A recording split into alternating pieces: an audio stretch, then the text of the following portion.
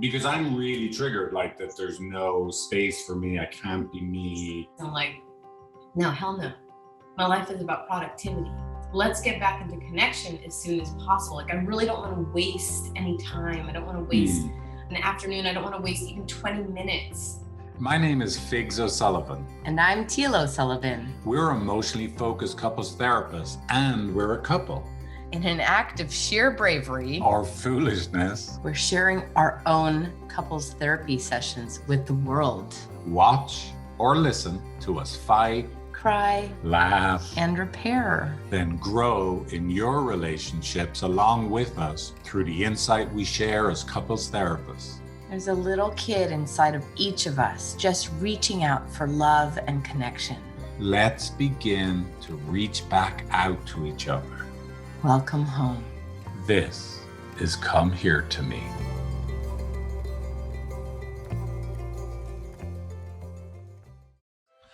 Welcome everyone to Come Here to Me with Figs and Teale. That was very radio-like voice. Thank you. That's actually me.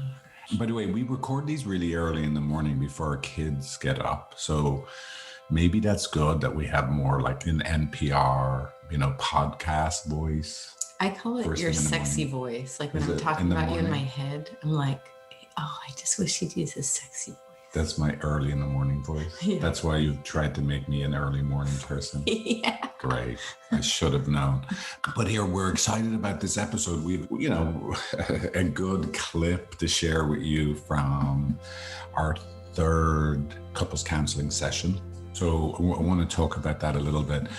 But by the way, one of the things, it's just funny, I was just texting with Sarah, a friend of ours, also from Ireland. And I was just telling her the name of the podcast is Come Here to Me.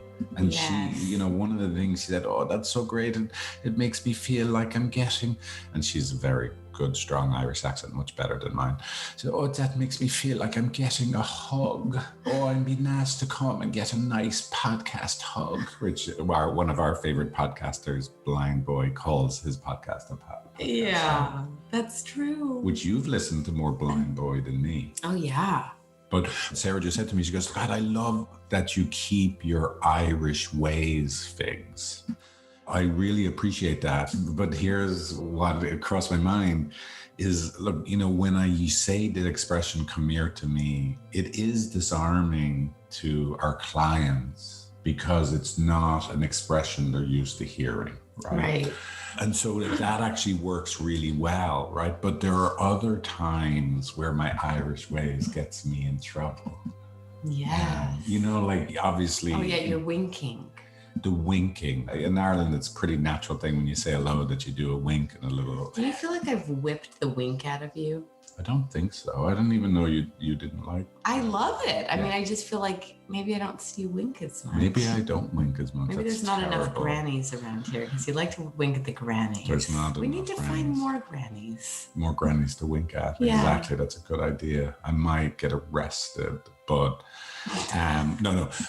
But here's the other, I'll tell you the story that it made me think of though about the Irish ways is that, look, we now live in Hawaii, right? But in America in general, Hawaii being very different than mainland America, sometimes people just think anything someone says with an Irish accent is funny. So I was thinking, we actually got a rower delivered to our house a few weeks ago. And, and look, it wasn't going to fit where we wanted it to fit.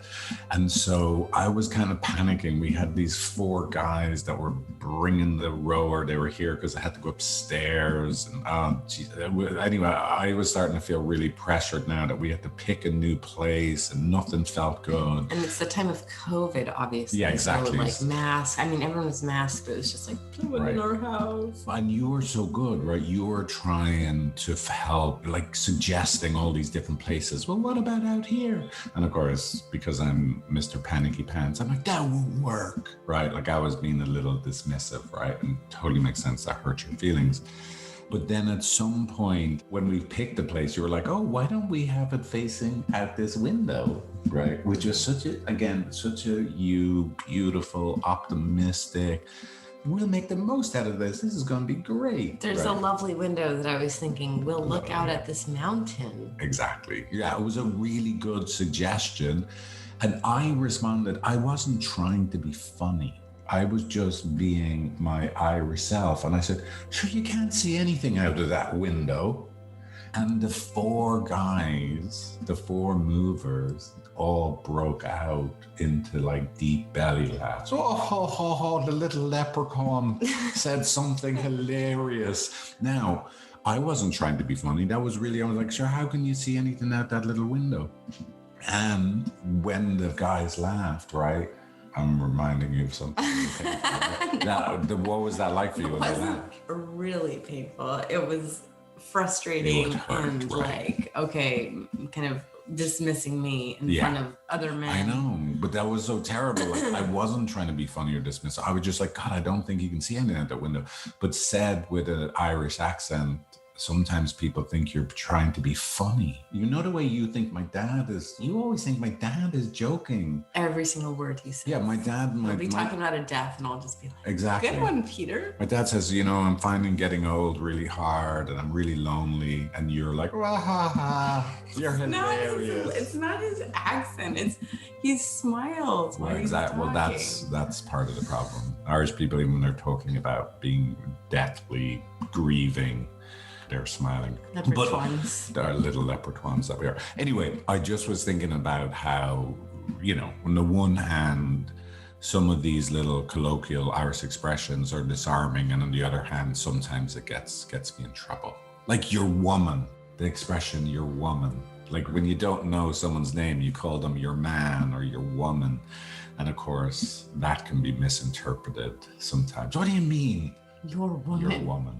But look, let's talk a little bit about the therapy session. Do you want to share a little bit? You want to help cue up the listeners why we shared this particular clip? I mean, I think there's a similar quality to I kind of just felt like I was in it with you. You started to talk and to share, and basically I kind of said, well, come on, share. And you were like, WTF, I am sharing. Right. You felt criticized by myself and the therapist. And when I saw what happened... Yeah, that's where the clip kind of starts. We cut out the part where I thought I was talking about my own internal experience, and then we started at the moment where you and then the therapist, and you'll see it, you both kind of go, are we ready to stop being in your head, Figs? Kind of, that's the way in a nice exactly, that's the way but landed. It totally makes sense that it landed exactly like that. And so what you'll see is that impact. Exactly. And look, here's why I think this clip is so important, just to think about this while you're listening to it, or if you're watching the video even, in emotionally focused couples therapy, I would be referred to more as the emotional withdrawer, right? The one that it's harder to really feel and have words or be able to describe my internal experience. So they're the words I'm saying, but really I'm trying to find what I'm really feeling inside and trying to describe it. And so I make many attempts to try and describe my internal experience. Mm-hmm. And I understand how to someone that it's easier to really get in touch with and sit with and then describe the finer details of their internal world, that it could be really frustrating. It could seem like I'm saying the same thing over and over again. And so to me, it's a really good example of what it's like to be the emotion withdrawer when I actually am trying to explain my internal experience, but now I'm stuck in between this. Am I doing it wrong? It looks like you're disappointed in me. It seems like you and the therapist have this picture of I'm supposed to be doing it differently, but this is as good as I can do it. Mm-hmm. And so then, what I'm feeling internally just gets even more complicated.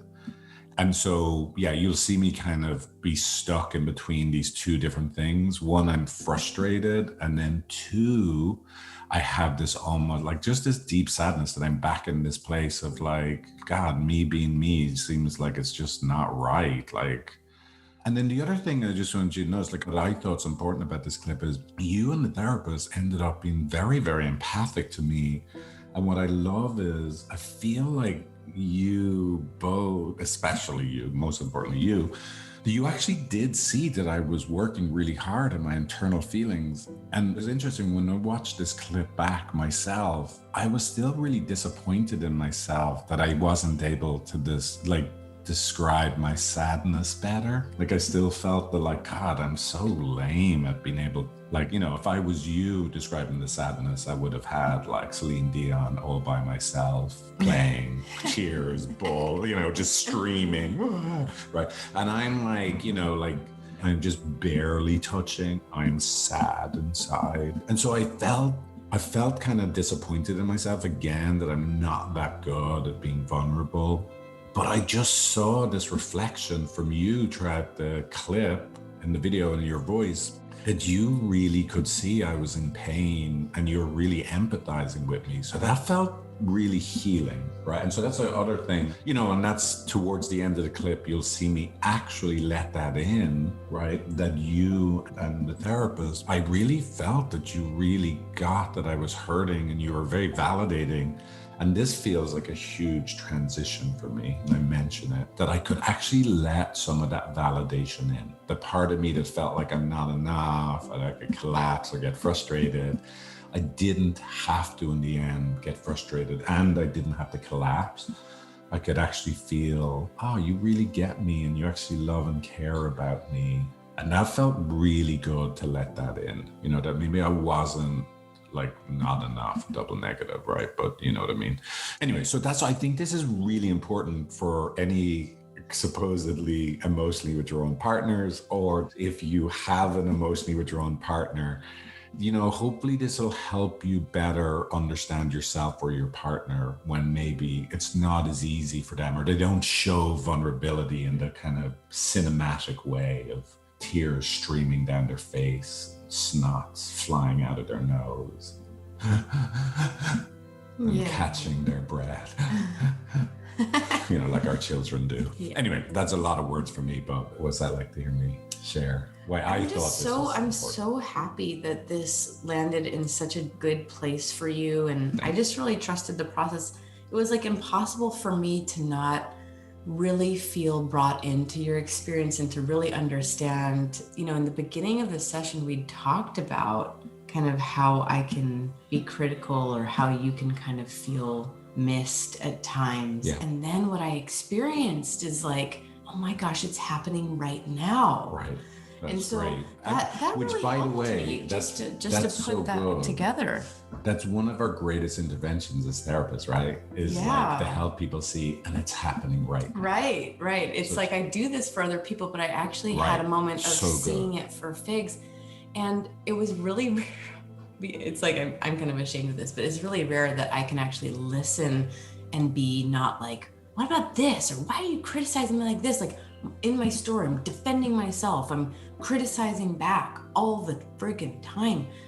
This was a new experience for me. I'm not quite sure why. I mean, I think the therapist was there. And I mean, obviously I want to give you credit because and you were scared I was going to give up on I thought he was going to walk out of therapy that day, and so I was trying to be really good, but I really felt it. I can't even quite describe why this felt so different, why I felt not so defensive. I saw a flash underneath the anger in your eyes. Usually in a conflict outside of a session like this, I see this anger flash through Figs, and like I described to him after the session, it was like you are a cat sitting in the grass, flicking your tail, pissed off, like about to pounce on something. That's what I saw from you. But that's what it looked like on the surface. That's what it looked like on the surface, but there was something that I think I just followed my intuition, and I also think that you showed me flashes of sadness, or I could see your eyes that, oh my gosh, it's not just angry, this cat in the grass. There was just a moment, and it really like brought me in, and then you showed it just worked. It was like just being with your process and like getting you. Look at how it sort of ended. Look how it feels right now. It's like it really transitioned to feeling loved by you and understood. Well, we'll play the tape. You'll get to, watch or hear us, depending how you're consuming this podcast, which is a good point, right? If you're watching this, the video of it, you can listen to the podcast. And also, of course, if you're listening to the podcast, you can actually see us in session. The videos will be in the show notes on YouTube and also on our website. But with no further ado, we'll play the clip and then we'll talk a bit about it again in the end. Can't wait. Yeah, here we go. Well, absolutely. Yeah, no, I feel a lot of shame. Like, you know, I think that I personally think it's at the core of it's at the root, the core of everything for me. Like that's where I end up. That I feel really bad about myself, and it's, you know, further evidence of my, of being separate, different than everybody else, something wrong with me, no good. Yeah, you're ready to go to Alaska. Yeah. And I thought Teale was saying, when you said that Teale does the repair, that there's a way that Teale comes and fishes you out of your shame. I wonder if that's accurate. Yeah, I mean, well, I think it's a combination of things. Yes, she does. You do. Uh-huh. Right, absolutely. And look, luckily, you know, by 49 years of age, I kind of have enough data to know it's not actually great to stay there for a long, extended period of time. So I'm able to reach eventually for the rope or whatever the Teale offers, and know that it's like a temporary place, right? But it does paralyze you for a moment, though. Yeah, absolutely. You know, and this, you know, the way I always think of, like, look, I time travel, right? And I end up back in the, you know, I just end up back as that kid, you know, from the broken family, and I don't really talk about it. You have to survive, and right. And yeah, I totally get paralyzed in it. Now, here's the only thing I would say: the good news is, and sometimes I just put this down to just being a guy. I'm not very good at staying somewhere. As much as I go there and I can get stuck in a fight for a long time, like I'm a moody person versus a days or weeks. Like I've got moody hours. I love this about you. I got moody hours, not days. Right? Yeah. Like I don't. Well, you repair really, like, I just love that about you. I get hungry. For food, or? Yeah, for food. I have to. You're like in the dungeon and you're like, please let me out. Right, exactly. No, so it really is an hours thing, not a, like, right. It's minutes or hours. It's minutes. You're so good at coming out. Even when you don't fish him out. No, Figs does not come out unless he's fished out. Oh, okay. But I'm not saying, you know what you do, you're right. You do sometimes initiate repair, 1 out of 90 times. And that's really important to me. But no, what I'm saying is that, oh my God, it would be so devastating for me if I tried to fish you out and you wouldn't come up. Right. You're so like, he just changes. He needs a helping hand in that moment. And it's finally me that's not in, this is really helping me, because just even talking about shame, I think it just is really helpful for me, because I realize, shit, I'm so activating that part of Figs in that self-righteous place.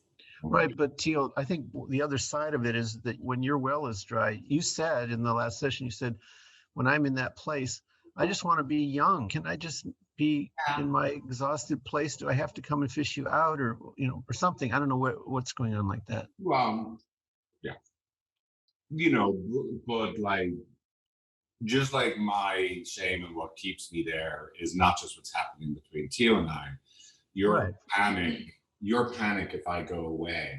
You're like, kind of like us hang out and exhaustion. Yeah. That's not like, again, I know I'm stepping across the tennis net,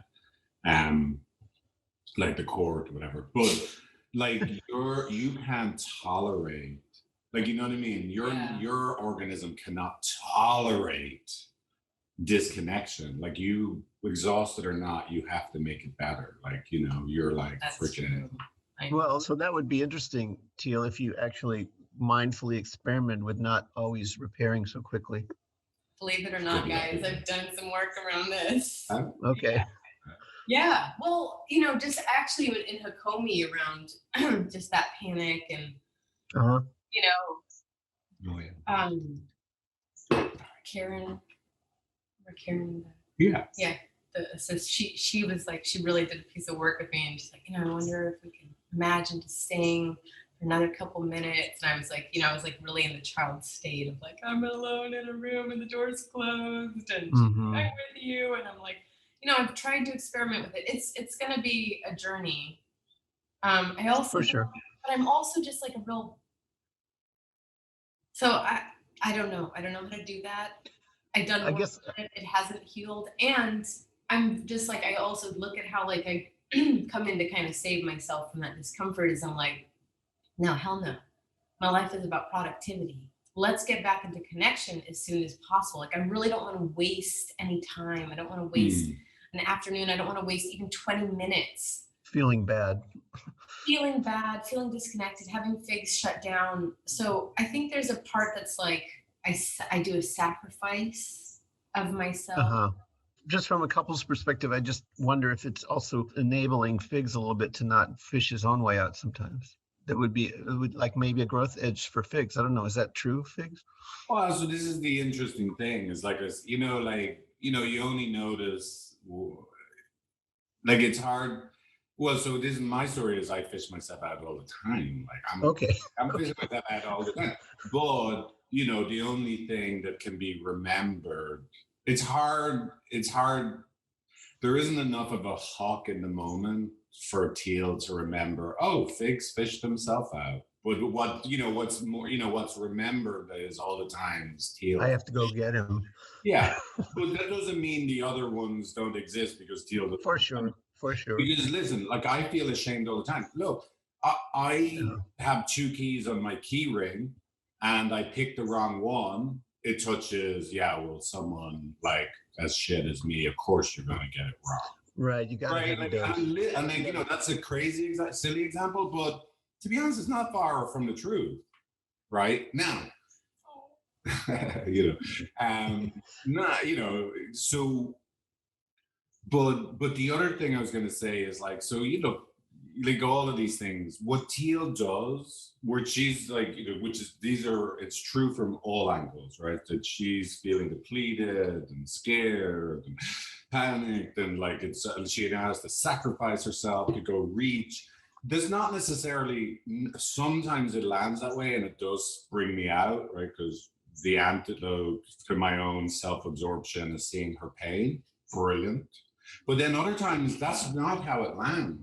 Right. How it lands is, I have been trapped, and she's telling me, like, there is only one thing you can do, and that is engage with me, and right now in this way.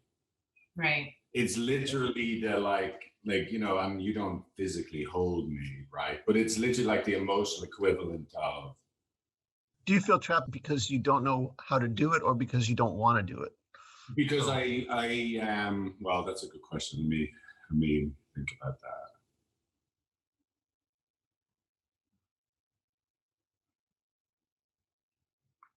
I just want a bit more space. Yep. It's not that I don't want to do it. I just need a little more space. Like, you know, recently I've been using this image myself a lot about, look, and I'm not a fisherman. If I'm fishing, I don't just reel the fish in all the way straight, right? Like, on the journey, totally. I'm putting a line out. And just sometimes I feel, because you understandably are panicking because I've gone away, Teale is going to just reel the fucking line in straight. And it's like, oh my God. Yeah. And look, we literally have scenes. Like, we have things all the time where, like, you know, remember we gave that example of the broken glass, the bottle. Right. Like, there aren't situations where I'm the one that cleans that up. Teale I know. Like, Teale wins. Like Teale, because she's, you know, and this is a compliment and and it's scary. Like there's a level of like commitment that you have to your way that like it's kind of like there is no, she doesn't like, oh, I hear you, I'll take a step back for a few minutes. Like it's just like going to be, oh my God, like I'm going to have to just give her the brush and walk away because I can see there will be no wavering on her. So you actually have some feelings about that dynamic in her, right? I do. I get scared, right? Because I feel again. It's like you're. Wait. Let me. But listen. Yeah. There's many things happening in this moment, and I am starting to get a little overwhelmed and defensive. But I don't want to. I want to like be with what you said. Slow it down. It's really important, Right. And I've actually. I know. I feel like you've mentioned invasion or like, you know, you've talked about this a long time ago and I haven't heard about it. So I'm really interested in the part of you that wants a little bit more space, you know, and now you're going into like kind of my controlling ways in a situation. So I just feel like we should pick one and I would love to understand. Well, I know, and this is the problem right with being therapist. All of these things are weaved together. But I'm just saying, you know, it's getting too overwhelming. Well, look, so here's what I would like. I can, you know, collapse when I feel someone's asking something of me.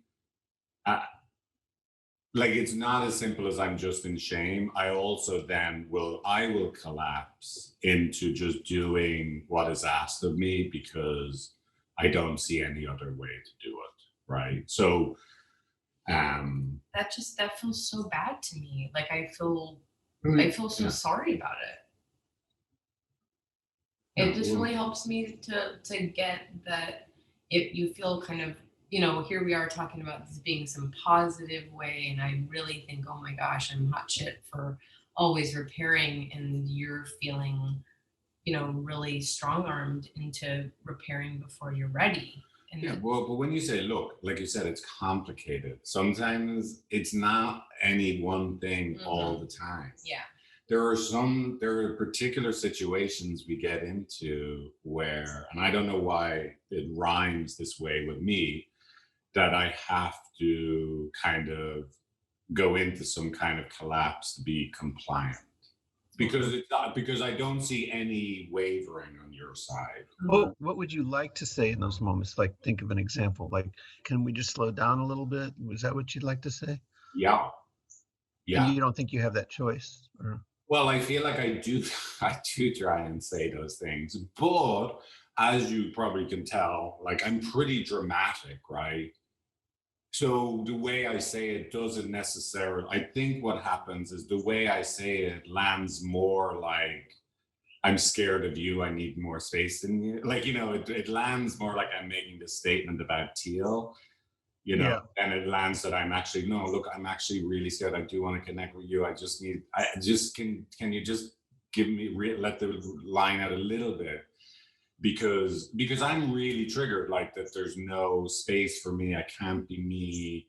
But then the way I look at you in those moments, if I was you, it would make me even more panicked because now I'm looking at you like you're, you know, like a dangerous person. And I'm very dramatic. I'm like, you know, my hands are up. I'm like, you know.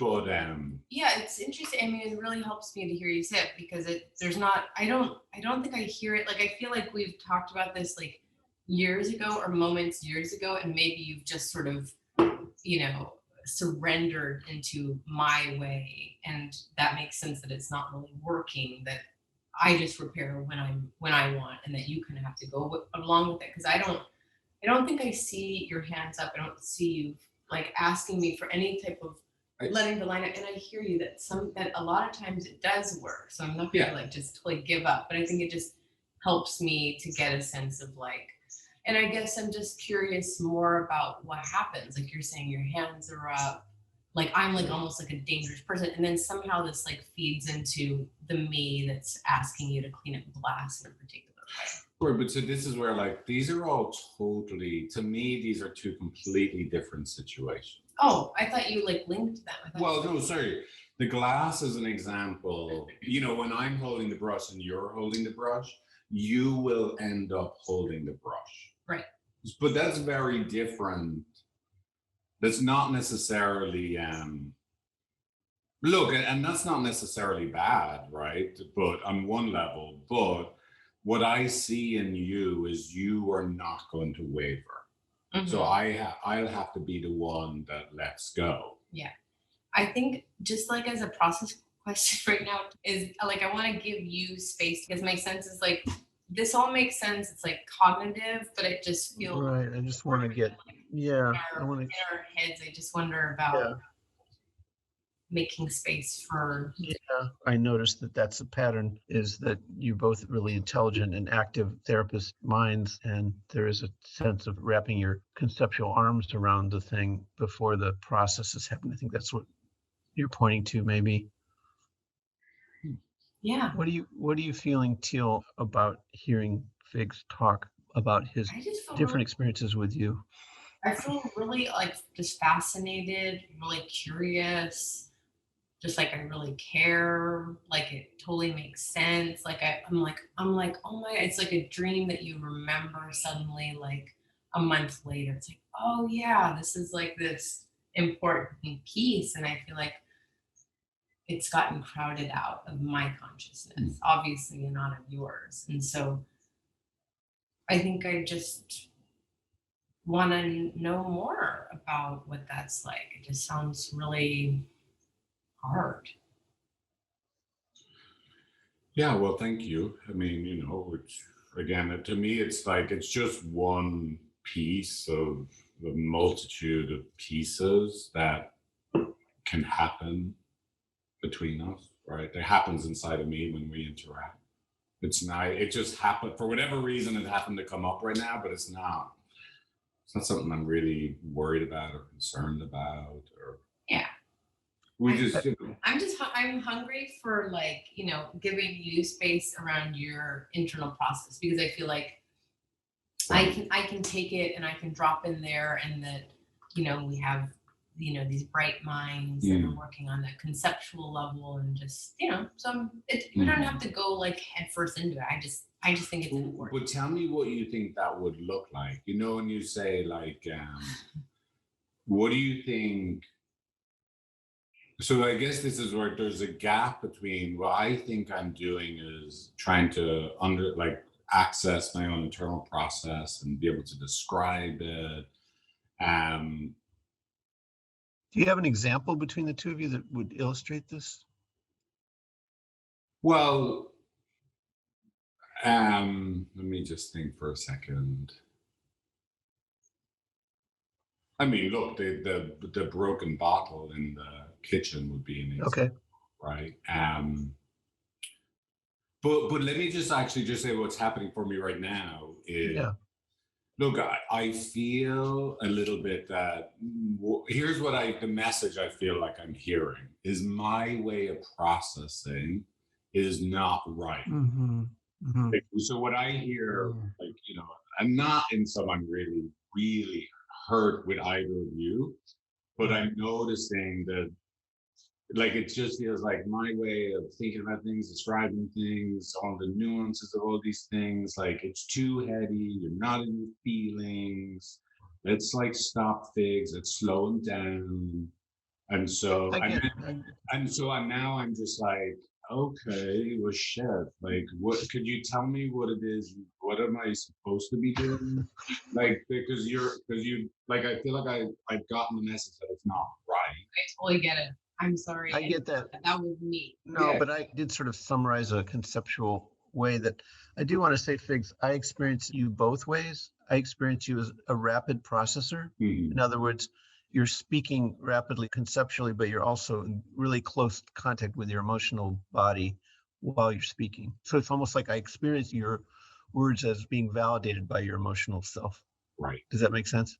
Yeah, I mean, thank you. I appreciate, because look, that's what I feel like I'm doing, you know. But I think I was just pursuing you, like so it totally makes sense that you'd feel like that. Like, Right. I think what's happening over here for me is I'm hearing you and I'm working hard inside to not, get defensive. Like, even though I'm like, what the fuck am I getting defensive about? Like, this is fixes, it's still, there's still a part that feels a little embarrassed, I think, that like, oh my gosh, I'm like this person that like, reels in the fish and doesn't sort of wait for it. So, but I'm not collapsing in that, Yeah. but I think what's happening is I'm kind of like, I'm just trying to be so good right now. I'm trying to be good, Mm. like, oh, that totally makes sense. Right. And let me make space for you.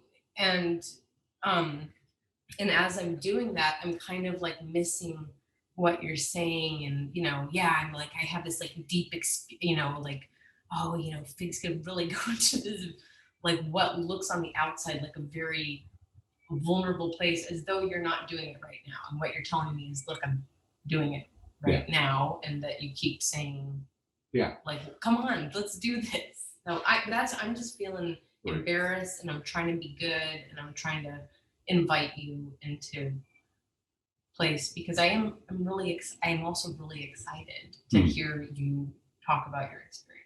Right. Thank you. Just for my benefit, Figs, can you tell her what you heard so I know and maybe she knows you got it? Yeah, just that you are actually excited to hear me talk about this deep experience of mine, where I could collapse in moments, feel like that's what's happening. But also you are getting triggered and activated a bit, but you want to be good and not you want to be good. So you're kind of then also feeling a little bad about yourself that you're not able to just be present and listen to me. I'm trying to, is there? That's perfect. Yeah, I guess, speaking of shame, maybe Right. I'm having Yeah. a shame response, and that it's not, doesn't feel so good for you. Yeah. Can I self-disclose a moment too, that what happens for me is I get really excited because there's so many things happening. It's like you guys are one of the most sort of dynamic and sort of fireworks that are happening in my brain about all the different things that are interacting with you. And it's so exciting because you're so articulate about it. And there's so many different patterns I see. And I'm like looking into my feelings and saying, which I want to track. And I say something and it's moving too fast in a way from my emotional body to like really keep up. Yeah. I'll just say that. No, thank you. And that's what I was I appreciate that, because that's what I was thinking, I'm listening to you and hearing you, but the meaning I was coming to inside myself is like, oh my God, it's so hard to really talk about one thing, because one thing triggers the second thing, which triggers the third thing, which deepens the first thing. And it's kind of like, because much as this is our time, we're here in couples counseling, like if anything, sometimes it can feel like it's even harder to talk about something. Like it's even harder. Like I'm feeling, and I feel almost like a weight right now of like, they can't talk about it. Like I can say like, look, I want to talk about how beautiful the day was, but as I'm talking about it, it triggers like, but there's been more beautiful days than this. And I didn't pause to hear you. And now we're just on to something completely different. And like, it's just like, it just feels a little exhausting that like just the reality of the interaction and all the things that are happening. We just can't do one thing. We can't get one thing done. And it's not because anybody's bad. There's just because there's 10 things happening. But it's a little depressing in the sense that I would have thought for whatever reason, not anybody's fault, I feel like there's less time to talk about stuff here, not more time. Like, in couples counseling. Yeah. Because everything is activating, everything is triggering. Right. Everything. I literally feel I cannot say something without a triggering Teale. And, you know, it just like, you know, so again, it's like, I'm really frustrated. And not necessarily with Teale, but I'm feeling that overwhelm right now of just like, what the fuck? Is this like a microcosm of life, but sped up in 1 hour kind of? Yeah, it's just a little heavy. It feels very heavy and defeating that, you know, like I think I'm communicating one thing, but it lands as something else. And now we're off in a completely different direction. Now, all of this started with I just realized this is the way it is, and it's just makes sense. But it also is I feel pretty defeated about it. And yeah, that's you're right. I can feel that way in life at times, right? I don't experience either of you as getting triggered to a point where you're not communicating. I feel like you're communicating. I think there's just so many different reactions they're not out of control reactions. Exactly. They're just data points of emotion that take us off a thread. So if we're trying to simplify, maybe that's a way to sort of slow it down, is to simplify a cycle to start with and then find another cycle. Yeah, exactly. But this is like, so here's the way I understood what happened. I'm talking, like, I don't even know how it got on this. Honestly, I have no idea. And that might be part of the problem.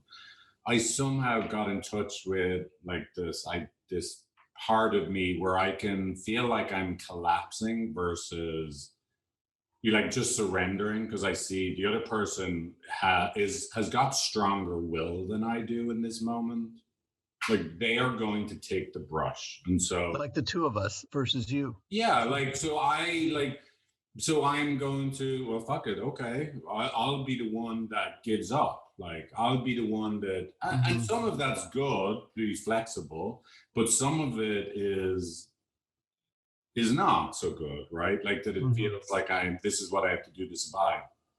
But then look, in the process of talking about this place where I can collapse, like I would love to explore that, but there isn't really that gets transitioned into a cycle between Teale and I. Like I think I'm describing myself, I'm describing I have this issue because of my wounding, my vulnerability. Right. I survived in the world. But by the time I've said 20 words, I've triggered Teale. And so now and again, I understand this is the way it is. This isn't there's something wrong with Teale. This is the way, like I sit with couples all day long too. This is the way it is. And it's still friggin' frustrating as hell that I can't talk about one thing without it turning into our cycle. It's really frustrating. Would you like me to slow it down?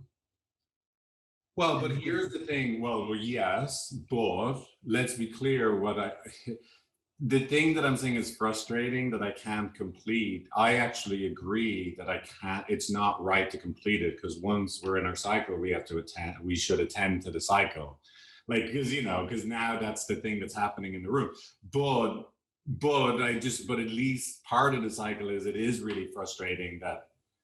Like, oh, I just realized this thing. I thought I'd describe it, and in the process, it triggered you, and it's really frustrating. But now we are in our cycle. So if you're going to slow it down, yeah, I would still say you should slow down the cycle. Not let's go back to what Figs is saying. Well, I don't know because. I'm happy to. That's a question because sometimes I think the communication, slowing it down by having people really reflect back what they heard, it sometimes feels teased, but it actually does bring the emotions along. More. I think it's great. Right? I appreciate you asking to do it. Look, I'm happy to do it either way.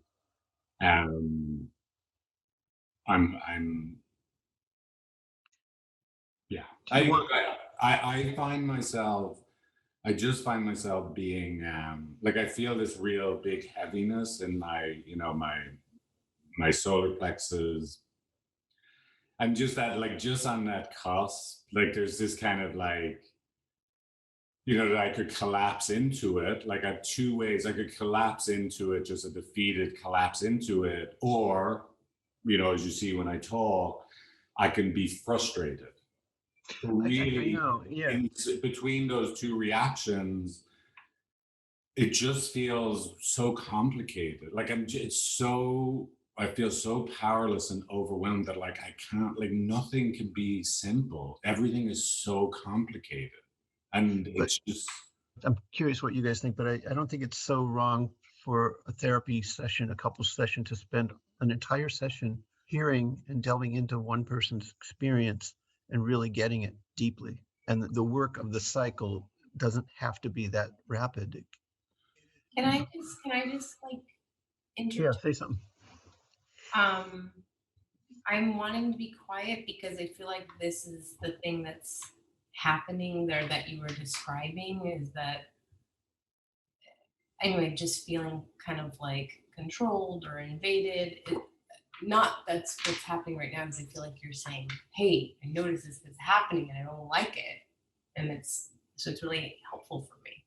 And so I'm wanting to be quiet because I don't want to do that thing where I push you and pressure you. But I hear you, and of course I can feel bad about myself, but I'm not really hanging out there. I just hear you, and I'm not feeling like, oh my God, everything triggers me. I mean, I am feeling that a little bit, which is, a little bit what came up in our first and second sessions. I was feeling bad about myself. And I hear that that's happening right now. You just wanted to talk and to kind of finish a thought, and it got kind of jumped on, and you're kind of like raging against the machine. Like, you guys are talking about the process of the therapy, and so anyway, that's all. I just want you to know I hear you and it makes sense. Thank you. Figs, did you feel understood by Teale? Yeah, I mean, yeah, I think, yeah, I feel like you get it, that I'm look, and I feel conflicted about this. I feel bad that I'm not able to say things in a way that doesn't trigger you. Like, and I know that's like, I'm so little, I have a lot of hyperbole and over animated, that it makes sense I'd be triggering. And I'm bummed that in this context, I feel like you're more triggerable than in our everyday life. I actually think we're flipped. I'm more of the one, like Teale says, don't get those eggs because they're in a plastic container. I'm more like, even though it's a totally understandable statement, wasn't a criticism, I'm more likely to be, oh, okay, sorry. Like, I'm more likely to be the one that's getting triggered and in habitual, reactive, non-helpful behavior. But not right now. But in sessions, my story is like, I literally can't say anything without Teale hitting, like, now I feel bad about myself, or I feel, so whatever it is about the witness, or I don't know, like, and so I'm just finding, I'm just feeling a little exhausted with, I'm going to trigger Teale all the time in session.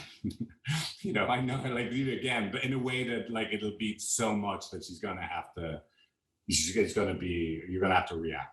Again, outside the session, which we're in much longer, I'm actually worse. I'm the one that is being reactive and triggered more often. So I'm not criticizing you. I guess, like, I hear you. And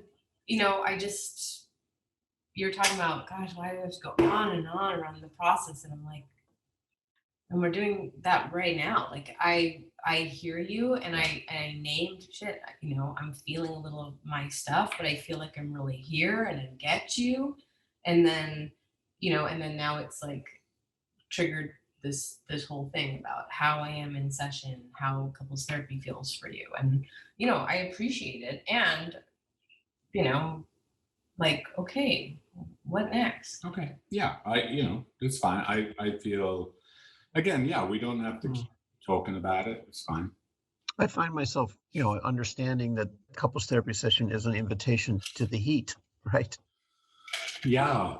Yeah. And you guys, at least my impression had been that you seem really up for it and ready to go into the heat. Yeah. And, maybe, like some therapy styles mix in more positivity, and maybe we can do that more. Absolutely. Yeah. Yeah. Yeah. It's, Okay, yeah, absolutely. I find myself wanting to know more about how you're doing though, Figs, and maybe you don't want to spend time on that.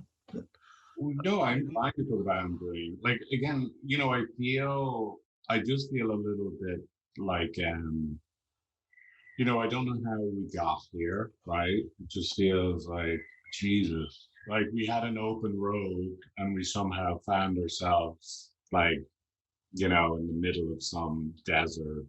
it had to do with slowing down. I think that's what started it. Right. Yeah. You know, I just have this tightness in my chest, right? I just feel Yeah. like, frustrated and a bit, you know, sad about ending up in what feels just like a very confusing emotional place. And I don't know how necessarily to get out of it. Um, and it's not acceptable, right? It's not acceptable for me to be down and dissatisfied, like unhappy.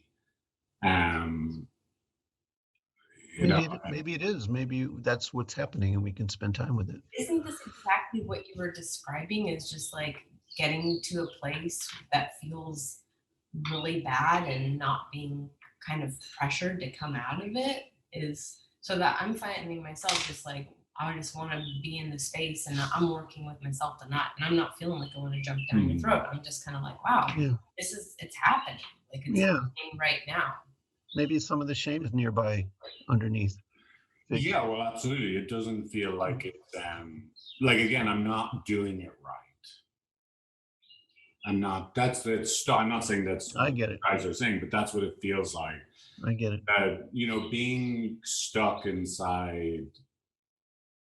Like like there's a sense that there's something else I'm supposed to do when I feel stuck and disappointed, right? It's like some kind of stop sign that says you better look at what you're doing something wrong or something like that. Yeah, exactly. You felt really criticized by that when we were kind of like, well, let's do it in a less cognitive way, or hey, I really want to know more about that, as though you weren't doing it in the right way in that moment. And then I talked about kind of why I might you didn't that didn't feel good for you, and then I talked about maybe what was coming up for me, and then you felt like, oh my God, we have to stop and process every single little thing. It's happening so much right now. Right. Now it feels like you just did it wrong. So I think I just hear that I don't know, and I can be totally wrong. It's like, that felt really, really bad because you were doing that thing. You were describing it. You were going there. You were helping us understand, look, guys, I can feel this way. And my combination of excitement and embarrassment just like felt like it really like stopped things for you. Yeah, no, thank you. It helps me. Like I feel like a combination of I'm too much and not enough all at the same time, right? The way I describe things is too much, it's too wordy, it's too cognitive, I'm being too animated, I'm too fast. I do want to say how I experienced you, if you want to hear it, the overall arc of that period when you felt somewhat shut down. Well, let me just say the last part of this, that I can feel that's too much, and then that quickly transitions into I'm not enough because, I was too much again, which, is the sudden interruption of positive affect, right? The shame. Yeah. And now I'm in the like, oh, look, I'm with two therapists that know how to process their feelings, and I'm the shit one. Mm-hmm. I'm the crap one. Now I'm not enough. And now we're in some vortex. That totally makes sense to me that's how you're experiencing yourself. I think like, I'm just curious if I can touch you and like, just like reach out to you. I care. And I felt exactly the way that you're feeling before. Not that's going to help you. I hear you. You're making sense. It totally makes sense what happened. Yeah. Right. Thank you. And it made a lot of sense to me that you felt kind of shut down a little bit, like, because I experienced you as in a kind of a trusting, open joy. of all the feelings that were connecting for you. Mm-hmm. And then the way you could explain it so articulately, I felt like you were riffing with us in a way, and you were joyful about it. And then, oops, Yeah. like in your vulnerability, you got told that you got to slow down, and it's like, oh, so that's how I experienced it. Well, thank you. And I know we don't have time, but I just want to name it, like, just because, I really appreciate it because from both of you, because it does help me access the sadness inside. And I just want to like something that just came up that is just important to note. But, when I was 11, 12 years old, I got disowned by all my friends when I moved from the suburbs to the city. And it just it's just that extreme interruption of positive affect, that like shame, right? Like I always thought I was like the leader of some group of people. And then I got told I'm too much, not enough. And literally those people never talked to me again for the rest of my life, right? And I just I feel like this moment that is a microcosm of that. Like I thought I was just being me and I thought so too. And then I got told, no, you're being too much, and I'm not saying this is actually what someone said. That's what it landed, right? And I got stuck in the shame place. But it actually really, I do notice, I just again want to reiterate, which is really nice, just that place that I'd like to be able to go, which is the transitioning to the sadness that's inside me, like with it, with when this happened. Beautiful. Because I was able to let in like your like kind of reflection, and also yours, which isn't. That's a big deal, right? Because I tend to I won't let anyone in when I'm really hurting, right? No one's going to get to see that place. So it does feel good that it was even a possibility to be sad and loved in that place, I really feel honored that you could open up and stay with that with me. Thank you. Well, thank you. I really appreciate it. And can I say one thing about, this about shame, right? You know that shame loves to be isolated, and it thrives in isolation, and the best antidote is to reach out or have someone reach out for connection. It's an antidote for shame. Right. And the other thing I've heard about shame, which has helped me, is that you break your shame up into two parts. There's a self-righting part. Oftentimes there's a self-righting part, and then there's the I am shit part. Right. And you jettison the I am shit part. Right. And the self-righting part is saying like, why is shame so hard to let go of? It's because there is some message that I want to take a look at that caused me to feel this. And it might be just a message about your childhood and nothing about the present, Yeah. No, absolutely. You sure? Yeah. What do you mean? You can hug me. It was nice. Your head on my shoulder. It's nice. Okay. Good. I felt like this was a good thing that you went there. I don't think it's not couples therapy. I do too. It was really good. Thank you. Yeah. I think it got to a deeper place by it being messy than we would have by it not being messy. Right. So maybe we can think about, all three of us, how do we navigate those times when there's a different pace, and there's how do we talk about that? And I thought we did good. I feel really touched, and I just feel really, I feel your sadness, and I feel like I really just got it. Thanks. Right now, and it just, I'm just I want to help sort of uninterrupted joy and identifying it and being able to celebrate it and to just sort of rest easy in myself. And I felt like I actually had an opportunity to do that in this session once I got it. And I felt really untriggered throughout the whole time. After a little bit of embarrassment, I just felt like I was getting it. Right. So. Sorry, our kids. And thank you, sweetie. I really appreciate it. Well, that's always interesting. Watching yourself in a therapy session doesn't get easier, I have to say. Whose idea was this again? So yeah, what was that like for you, Tia? What was it like just to watch our third couples therapy session? You know, I have to say, this was the most transformative session for me. I felt like I learned so much. Did that learning come about in a kind of like, oh, gentle waves of understanding? No, this felt really confrontive to me. What did you learn?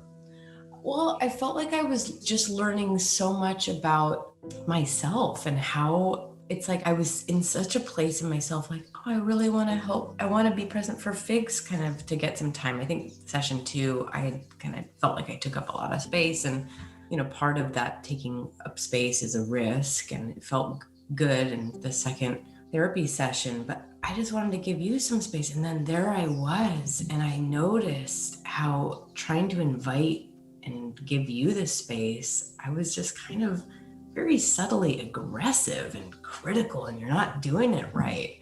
It's like I'm saying it in a therapist-y nice way, but what I saw was, oh, of course, that had some really painful impact for you. And that's what we saw. That was at the very beginning, where you and the therapist were like, you know, maybe you could actually do this better, Figs. Yes. Yeah, no, that's a good point. That was in the beginning. And towards the end, what did I learn? Wow, I felt like I learned about your sadness and about something that started out feeling about like me and the therapist and how we were kind of critical. And then, whoa, dropped into this much younger part of you. And so I felt like I learned about you, and that created understanding for me.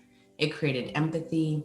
And I had this great moment of recognizing this is what's inside for Figs. Here's this vulnerable place. It's actually sad. He looks so mad, but he's actually really sad. So I had an experiential moment of learning when my partner looks friggin' pissed, it's not just one thing. It's not just anger and pissedness. Mm-hmm. There's a lot here. And some of that included sadness and despair and grief. Feeling powerless. Yeah. But then you let and ashamed. And ashamed. Right. And you let us in, you let me in just towards the end, and it just felt like a gift. It felt like a gift. Oh, thank you, sweetie. That's really nice to hear. And look, I do think for our listeners that we're like so self-involved talking about ourselves and doing our own therapy, but what, you know, hopefully this is useful for you. And what I would hope the big takeaway is, you know, like I mentioned in the intro, is that you get to see that just because some people, they don't wear their vulnerable emotions on their face, it doesn't mean they're not hurting inside. Mm-hmm. So